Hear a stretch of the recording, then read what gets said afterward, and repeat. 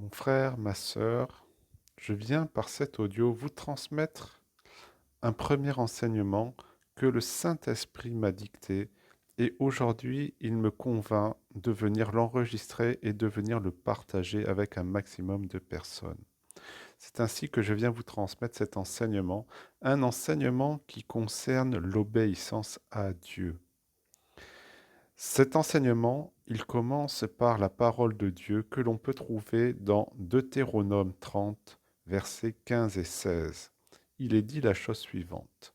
Vois, je mets aujourd'hui devant toi la vie et le bien, la mort et le mal, car je te prescris aujourd'hui d'aimer l'Éternel ton Dieu, de marcher dans ses voies et d'observer ses commandements, ses lois et ses ordonnances, afin que tu vives et que tu multiplies, et que l'Éternel ton Dieu te bénisse dans le pays dont tu vas entrer en possession. Amen. Dans le premier verset que j'ai cité, Dieu nous met devant deux possibilités, deux alternatives, deux chemins qui sont possibles. Le premier chemin, c'est la vie et le bien. Le deuxième chemin, c'est la mort et le mal. Il est bien évident que nous devons choisir le premier chemin. Mais comment est-ce qu'on fait pour choisir ce premier chemin?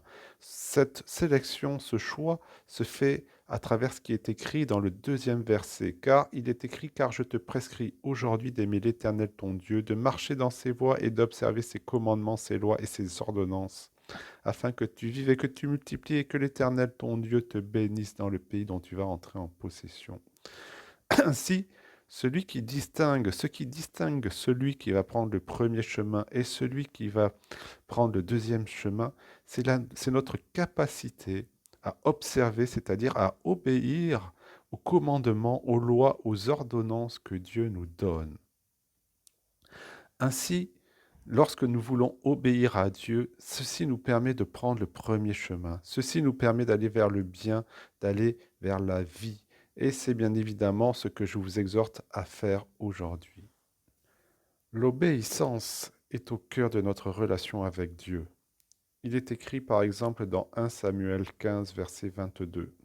Samuel dit, l'Éternel trouve-t-il du plaisir dans les holocaustes et les sacrifices, comme dans l'obéissance à la voix de l'Éternel? Voici, l'obéissance vaut mieux que les sacrifices, et l'observation de sa parole vaut mieux que la graisse des béliers. Amen. Oui, mon frère, ma sœur, si tu veux être dans les voies de Dieu, tu dois lui obéir. Dans la parole de Dieu, il y a de nombreux hommes et femmes qui ont désobéi à Dieu. Il y a Jonas qui s'est enfui plutôt que d'obéir au commandement qui lui demandait de prévenir la ville de Ninive que ses péchés allaient provoquer sa destruction. Il y a le peuple d'Israël qui a souvent désobéi à Dieu, qui a multiplié les péchés, qui s'est prosterné devant des dieux étrangers. Dieu les a souvent humiliés et au final, ils ont été déportés à Babylone et dans d'autres pays. Il y a Ananias et Saphira dans Acte 5 qui ont menti sur le montant de la vente de leur propriété. Ils sont morts tous les deux chacun à leur tour après leur mensonge. Et il y a Saoul, le premier roi d'Israël. Il a obéi deux fois, il a désobéi deux fois à Dieu et Dieu l'a finalement remplacé par David. Néanmoins, mon frère, ma sœur, la première désobéissance à Dieu, elle a été faite par les deux premiers hommes, Adam et Ève. Ils ont mangé du fruit de l'arbre de la connaissance du bien et du mal, celui dont Dieu avait dit qu'il ne fallait pas manger le fruit. Et ils ont ainsi condamné toute l'humanité au péché et à la mort. Tous nous sommes nés dans le péché parce que Adam et Ève avaient mangé de ce fruit. Et beaucoup ont été condamnés à cause de cette désobéissance. Il est écrit à ce sujet dans Romains 5, versets 18 et 19. Ainsi donc, comme par une seule offense, la condamnation a atteint tous les hommes, de même par un seul acte de justice, la justification qui donne la vie s'étend à tous les hommes. Car, comme par la désobéissance d'un seul homme, beaucoup ont été rendus pécheurs, de même par l'obéissance d'un seul, beaucoup seront rendus justes. Amen. Oui, mon frère, ma sœur, celui qui désobéit se dirige vers le péché. Mais l'obéissance, c'est ce qui nous permet de suivre la voie de Dieu. À travers ses lois, ses ordonnances, ses commandements, Dieu positionne ce qu'on peut appeler des garde-fous. Un garde-fou, c'est ce qui nous empêche d'entrer dans le péché, c'est ce qui nous empêche de devenir désagréable à Dieu. Ce sont des interdits.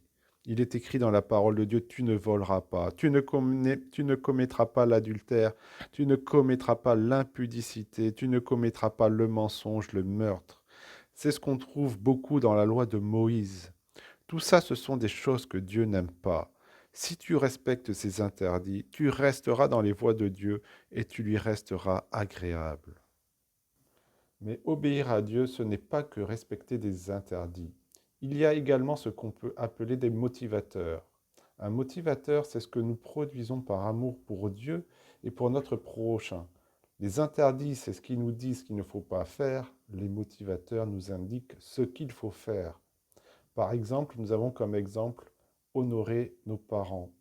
Nous avons un autre exemple comme prier pour les autres. Aider la veuve et l'orphelin, apporter la bonne nouvelle. Tout ça, ce sont des motivateurs, ce sont des choses que Dieu nous motive à faire. Il est écrit dans 1 Jean 3, verset 22.